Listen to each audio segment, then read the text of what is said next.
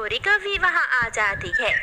अरे चिड़िया सुन लो, कल तुमने मुझसे जो पैसे लेकर बेसन लिया था, आज मुझे वो लौटा दो। गोरी बहन, अभी तो मैंने काम शुरू भी नहीं किया, मैं कल तक आपके पैसे लौटा दूंगी, दिया करो मुझे गरीब पर। ठीक है छोटी चिड़िया, लाओ 2-4 पकोड़े तो चखाओ, कैसे बनाए हैं तुमने पकोड़े। ऐसे गोरी कौवी चिड़िया से कुछ पकोड़े मुफ्त में लेकर चली जाती है। दोपहर हो जाती है, मगर अभी तक चिड़िया के पास कोई भी ग्राहक नहीं आया था। फिर दोपहर के बाद आसमान पर बादल आते हैं और तेज बारिश शुरू हो जाती है। चिड़िया ने अपने थैले के ऊपर अपनी चादर ओढ़ ली थी, जिससे वो और उसके पकोड़े बनाने वाली कड़ाही बारिश के पानी से बच गए थे। अब बारिश हो गई है, ऐसे बारिश के मौसम में तो पक्षी मेरे पकोड़े खाने जरूर आएंगे। कबूतर आता है। चिड़िया चिड़िया, मुझे जल्दी से 50 के पकोड़े दो, मेरी पत्नी बारिश में पकोड़े खाना चाहती है। कबूतर भैया, मेरे पकोड़े बहुत स्वादिष्ट हैं, शुद्ध घी इस्तेमाल करती हूँ मैं। बुलबुल आती है और फिर देखते ही देखते चिड़िया के सारे पकोड़े बिखरा। शाम तक बारिश भी रुक गई थी। चिड़िया सीधी गोरी कौवी के घर जाती है। गोरी बहन, ये लो, अपने पैसे वापस ले लो। ये तो सच में ही लुटाने आ गई, मैंने तो सोचा था 2-4 दिन मुफ्त में पकोड़े खाऊंगी। गोरी बहन कहाँ खो गई, ये ले अपने पैसे। चिड़िया रहने देती, अभी मुझे इन पैसों की जरूरत नहीं थी। सुबह तो आपको बहुत जरूरत थी, इसीलिए मैं आपको पैसे लुटाने चली आई। चिड़िया गोरी कौवी के पैसे देकर घर चली जाती है। दूसरे दिन चिड़िया के पास केवल थोड़ा सा ही बेसन बचा था। चिड़िया उस थोड़े से बेसन से कुछ पकोड़े बना लेती है और ग्राहकों का इंतजार करने लगती है। एक तोता भागा भागा चिड़िया के पास आता है। चिड़िया चिड़िया, मैं घायल हूँ, मेरी मदद करो। चिड़िया कुछ सोचे बिना तोते के पंख पर मरहम लगाती है। तोते, क्या हुआ है तुम्हें, तुम इतनी जल्दी में क्यों हो। चिड़िया, मुझे खतरा है, मेरे पीछे डाकू लगे हुए हैं, मुझे भूख भी बहुत लगी है, मुझे कुछ पकोड़े दो। चिड़िया के पास थोड़े से ही पकोड़े थे। चिड़िया वो पकोड़े तोते को दे देती है और तोता वहाँ से भाग जाता है। अरे, ये तोता जल्दी जल्दी में अपनी ये थैली यहाँ ही भूल गया है, मैं इसे यहाँ छुपा देती हूँ, जब वो वापस आएगा तो ले जाएगा। थोड़ी देर बाद एक चील और एक लंबी चोंच वाला कौवा वहाँ आते हैं। उनके पास बड़ी बड़ी बंदूकें थीं। चिड़िया कहाँ है, वो तोता कहाँ है? अभी अभी एक तोता इस दिशा में आया था। नहीं, यहाँ तो कोई नहीं आया, मैंने किसी तोते को नहीं देखा। चील डाकू, मुझे भूख लगी है, कुछ पकोड़े ही खिला दो। दोनों डाकू चील और कौवा चिड़िया के बाकी के पकोड़े खाते हैं और वहाँ से चले जाते हैं। शायद ये डाकू उस तोते के पीछे लगे होंगे, मगर तोते की थैली में क्या है, मैं खोल कर देखती हूँ। चिड़िया तोते की थैली खोलती है, उसकी आंखें खुली की खुली रह जाती हैं। इसमें तो सोना और हीरे हैं, वो डाकू तोते से यही छीनने आए होंगे। मैं ये चीजें अपने घर ले जाती हूँ। चिड़िया वो थैली अपने घर ले जाती है। अम्मा, इस थैली में क्या है? बेटी, ये चीजें हमारी नहीं है, एक तोता भूल गया था, जब वो वापस आएगा तो हम ये थैली उसे लुटा देंगे। दूसरे दिन चिड़िया के पास इतने पैसे नहीं थे कि वो बेसन खरीद कर पकोड़े बना सके, इसलिए चिड़िया गोरी कौवी के पास जाती है। गोरी, मुझे कुछ दिनों के लिए अपने घर काम पर रख लो, मैं काम दिल लगा कर करूँगी। चिड़िया, मुझे काम वाली की जरूरत तो है, मगर काम अच्छे से करना होगा।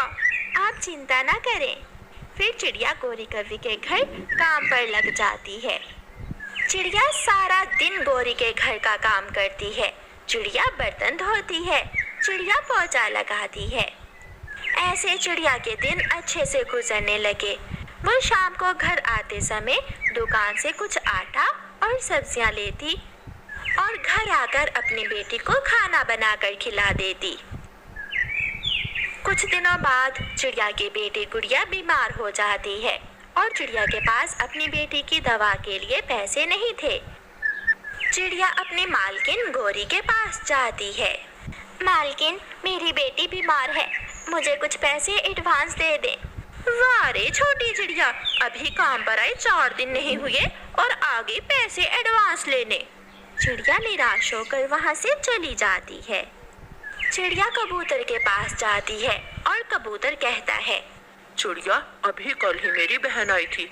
मेरे पास जो पैसे बचे थे वो मुझसे ले गई है। इस समय तो मेरे पास कुछ भी नहीं है। कबूतर भैया, मेरी बेटी बहुत बीमार है, मैं कहाँ जाऊँ? मैं काम पर जा रहा हूँ, तुम ऐसा करो बुलबुल के पास चली जाओ। कबूतर भी चला जाता है।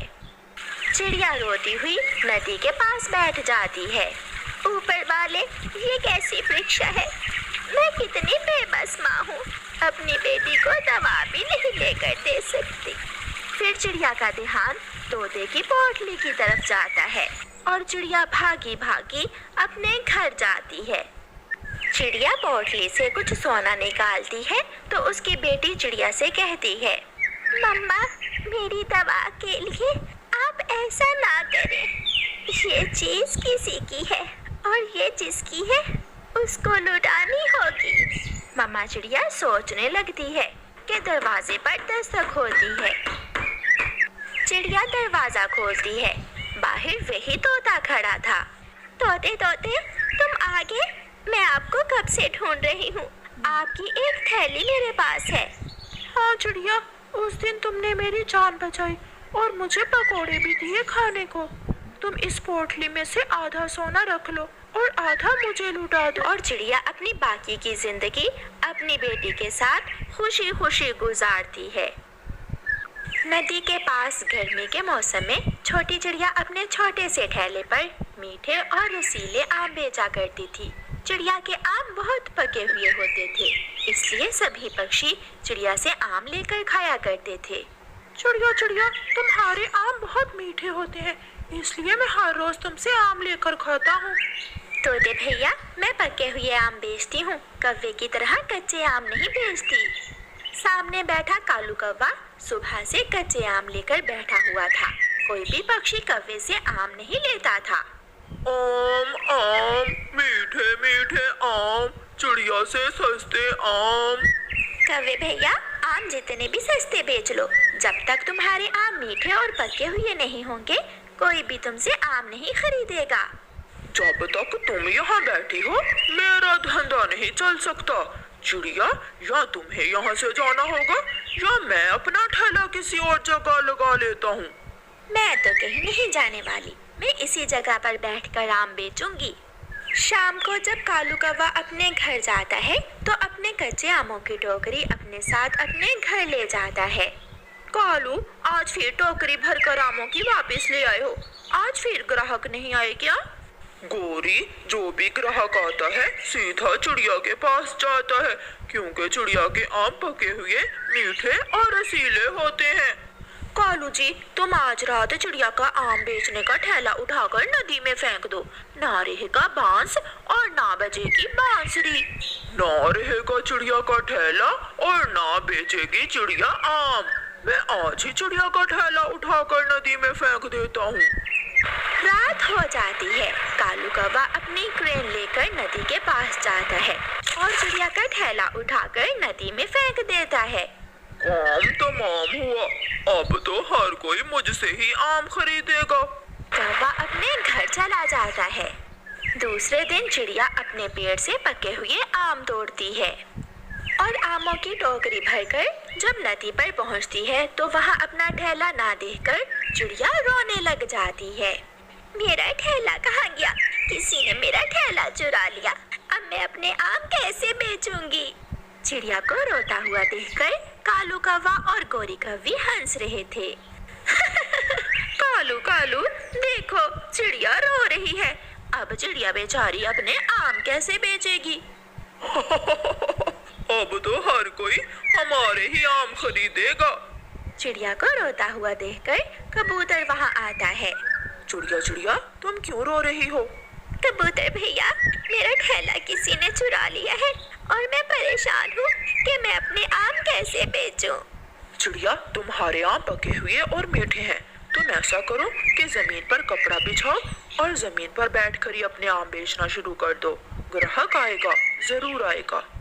फिर चिड़िया ऐसा ही करती है। चिड़िया जमीन पर एक कपड़ा बिछाती है और वहाँ बैठकर ही आम बेचना शुरू कर देती है। कालू जी, वो मनहूस तो जमीन पर ही बैठ गई, अब क्या होगा? कोई पागल ही इसे आम लेगा। मगर जो भी पक्षी आता कौवे के कच्चे आम देखकर कहता, जैसे बुलबुल वहाँ आती है। कालू कौवे, इतनी बड़ी दुकान लगाकर बैठे हो और आम कच्चे हैं तुम्हारे। तुमसे तो अच्छे आम उस चिड़िया के हैं। मैं तो चिड़िया से ही आम लूंगी। बुलबुल बुलबुल, हम तुम्हें ये आम सस्ते में देंगे। ना भी ना, तुम्हारे आम तो मैं मुफ्त में भी ना लूं। बुलबुल चिड़िया के पास जाती है और चिड़िया से आम ले लेती है। कौवे बहुत चल रहे थे। कौवों से चिड़िया का व्यापार देखा ना जाता था। कालू जी, या तो अब आमों के पकने का इंतजार करना होगा या फिर हमें अपने आम चिड़िया की तरह पीले करना होंगे। अब मेरे आम भी चिड़िया की तरह पीले पीले होंगे। गोरी, तुम कल देखना मैं क्या करता हूँ। फिर दूसरे दिन कौवा बाजार जाता है। भाई जी, एक बाल्टी येलो कलर की दे दे और एक रंग करने वाला ब्रश भी। कौवे, पीला रंग? अगर घर को रंग करना है तो ग्रीन या फिर रेड ले लो। नहीं दुकान वाले पक्षी, मुझे पीला रंग ही चाहिए। फिर कालू दुकान से पीले रंग की एक बाल्टी लेकर घर आ जाता है। कालू जी, इस रंग का क्या करने वाले हो? तुम एक एक आम मुझे देती जाओ और फिर देखती जाओ मैं क्या करता हूँ। चालाक कौवा अपने कच्चे और हरे रंग के आमों को पीला रंग करता है। देखने से तो वो आम ऐसे लग रहे थे जैसे अच्छी तरह पके हुए हों। जब चिड़िया दूसरे दिन अपने आम बेचने जाती है तो कौवे के पके हुए आम देखकर कौवे से कहती है, कालू कौवे, ये हुई ना बात। अब देखना, तुम्हारे पके हुए आम हर कोई खरीदेगा। तुम अपना काम करो छोटी चिड़िया, मैं तुमसे ज्यादा बात नहीं करना चाहता।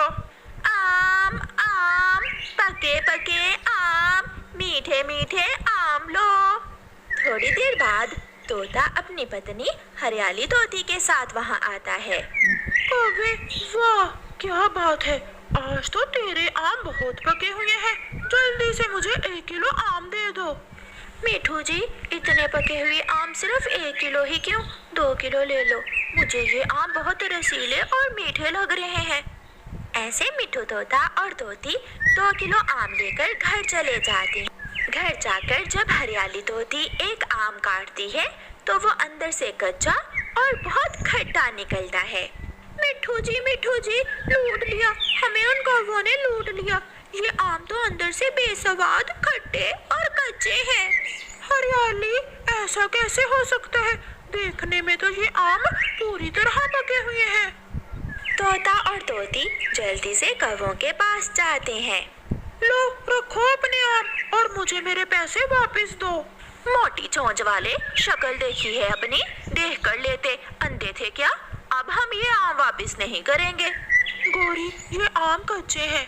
कालू कौवा पास से गुजरती हुई चील को आवाज देता है। चील दी, यहाँ आओ, हमारा एक फैसला करती जाओ। चील वहाँ आती है। चील दी, अच्छे से देखकर बताओ, क्या ये आम कच्चे हैं या पके हुए हैं?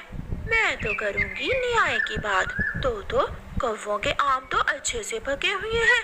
ये धोखा दे रहे हैं चील दी, ये सबको उल्लू बना रहे हैं। ये जरूर इनकी कोई चाल है। ऐसे गुस्से में तोते वहाँ से चले जाते हैं। कौवों, छोड़ो उन्हें, तुम मुझे 5 किलो आम दे दो। मेरी बहन आई हुई है, उसे आम बहुत पसंद हैं। चील कौवों से पीला रंग किए हुए 5 किलो आम लेकर वापस चली जाती है। घर जाकर चील जब आम पानी से धोती है तो आम अंदर से हरे रंग के और कच्चे निकलते हैं। ये कैसे हो सकता है? उन दुष्ट कौवों ने मुझे भी जूना लगा दिया। मैं अभी जाकर उन्हें सीधा करती हूँ। फिर माही चील एक